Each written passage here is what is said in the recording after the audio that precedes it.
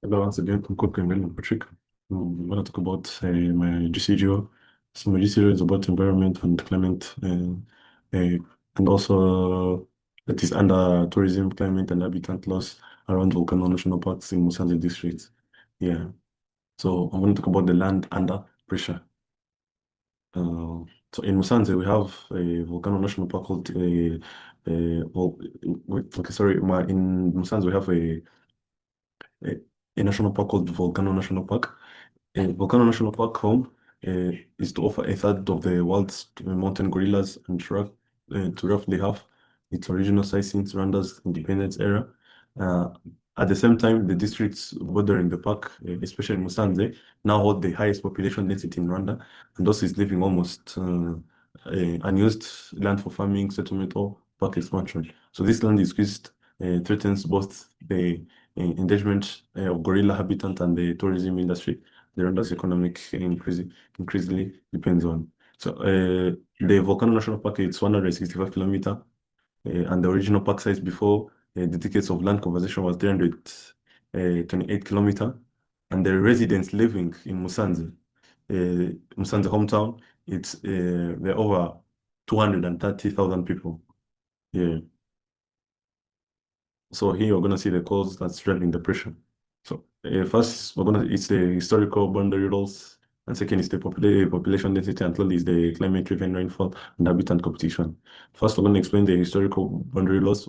Volcano National Park. This is the park was cut nearly half from 1962 onward, uh, as the land was converted to farms and settlements. Yeah. So the park was divided half in the 1962 in the when Rwanda got the independence. So like the park was divided, whereby gorillas would live uh, aside and the people would live down. So like the north is where we find the gorillas, and south is where like the hometown and each and everything is there, and the people are living there. So second is the population density. So the communities were bordering the park are the most densely settled in Rwanda, living in little land free for farming or expansion. So like, Musa is not land. So you find like the communities bordering the park because it's a tourism industry area. So we find like the population density living there, it's quite like more taking more land. The communities are taking more land for farming or expansion. Yeah. So that is the climate-driven rainfall. So it's testifying heavy rainfall trigger flooding and landslides on deforested steppe slopes around the park. So like you find like the parks are there is deforestation, there is some pollution. So you find like heavy rainfall trigger the floods and landslides in the deforested around the park, and you find it's killing the soil, and also it's killing the park.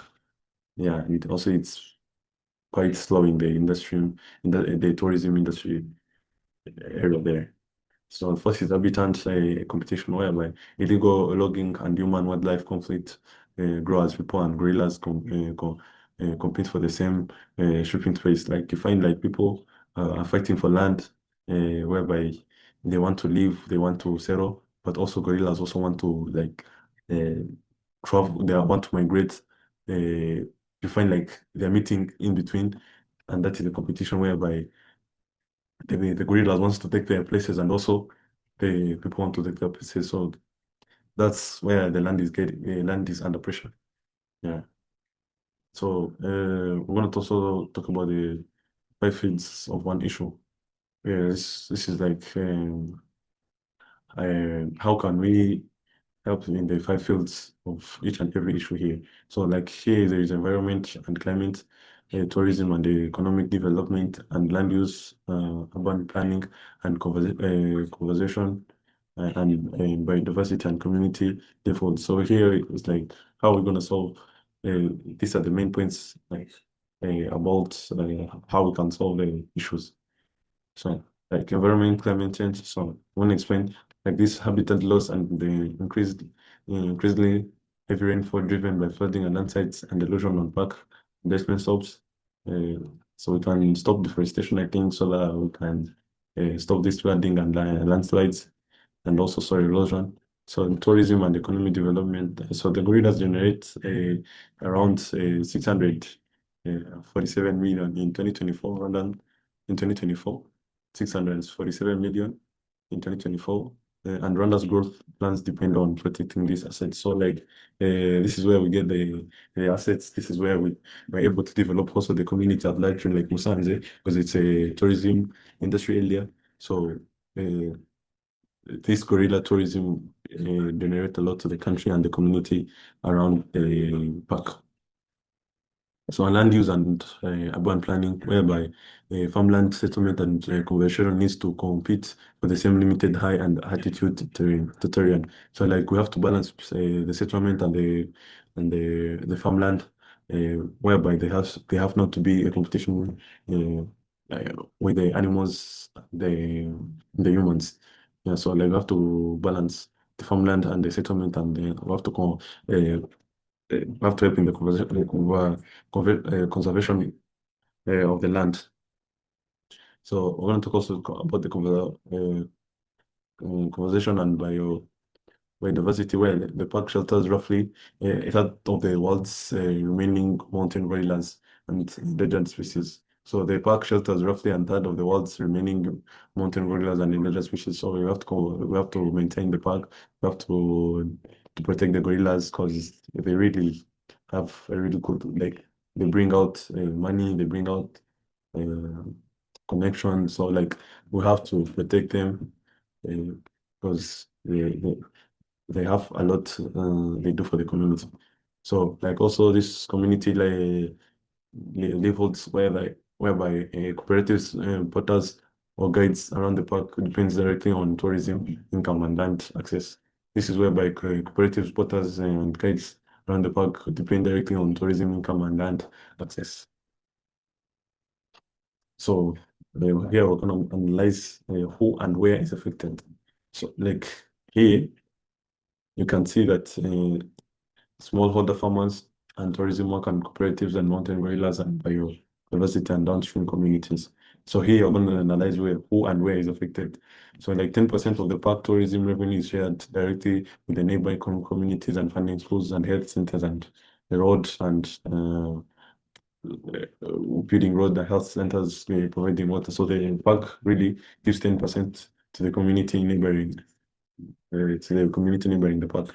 And 35% of that polluted fund goes to projects around the Volcano National Parks specifically. So the 35% goes to the Volcano National Park projects. Yeah. And here, these are the oh, four, four people that are affected, and you can see who are affected. Yeah.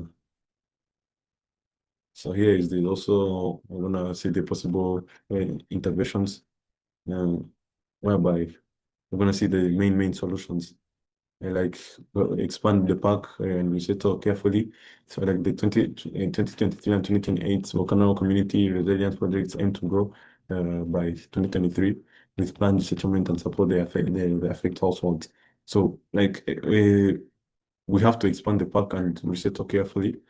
Like in the 2023 Volcano 2023 to 2028 Volcano Community Resident Project aims to grow the park by 23%. So we have to enlarge the park so that animals will be able to breed and produce more gorillas. So like the park, we have to balance the park and also the people and also strengthen the revenue sharing, whereby we don't know the existing 10% community fund and grow cooperatives, so more households benefit directly from tourism. So like 10% should go to the community, whereby the community are able to get directly the benefit from tourism and reforest and stabilize slopes. So we have to plant, we have to do afforestation, we have to plant to avoid floods and landslides. And also, lastly, coordinate land use planning. So zone farming, settlement, and buffer jointly with communities to reduce the human-wildlife conflict. Um, so these are the two paths forward. If no action is not taken, well, we're gonna have big troubles in the tourism industry at large. So This is the habitat squeeze. The habitat squeeze continues raising human traffic, wildlife as and lands run out if there is no action taken in this. And secondly, more frequent flooding and landslides damage homes, road and farmland, and also degraded natural assets put Rwandan tourism growth targets at risk, and community near the park see fewer livelihood opportunities. So if these are the things we have to focus, or so if there's no action is taken, the tourism industry will fall in Musanze. So if the right measures are taken, like park expansion, here we're gonna see the right measures that should be taken. Like the park expansion will grow gorillas numbers of by 20%. So the resident should plan roughly like 17,000 new jobs for the area residents, and also reforest slopes and cut floods. And also Rwanda stays on track towards to its 1.1 billion tourism revenue goal by 2029. And these are the references. Yeah, I can see these are the references. So thank you so much. This was it.